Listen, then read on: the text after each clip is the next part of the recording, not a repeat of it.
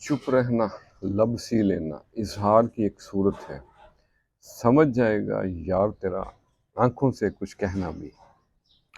آج چپ کی زبان پہ ایک چھوٹی سی نظم آپ کی نظر عرض کیا ہے۔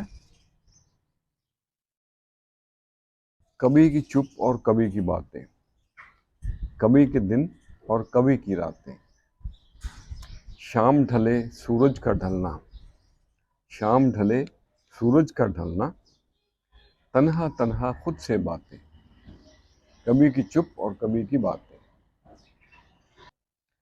اور اگلا شعر ہے، گزرے دن ہیں جیسے تیسے، کٹے گھی کیسے کالی راتیں، کبھی کی چپ اور کبھی کی باتیں۔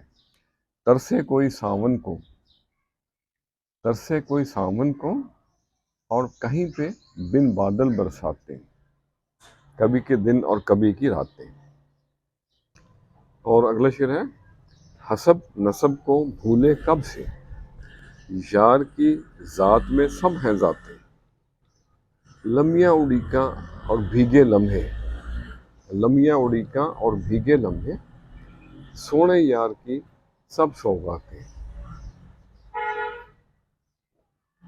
اور مقترض ہے، باتوں باتوں میں بات چلی تھی، باتوں باتوں میں بات چلی تھی، لمبی ہو گئی نیاز کی باتیں، کبھی کے دن اور کبھی کی راتیں، کبھی کی چپ اور کبھی کی باتیں۔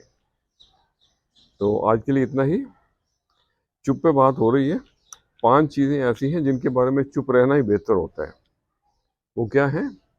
یور پلانس، آپ کے ارادے، اور آپ کی لو لائف،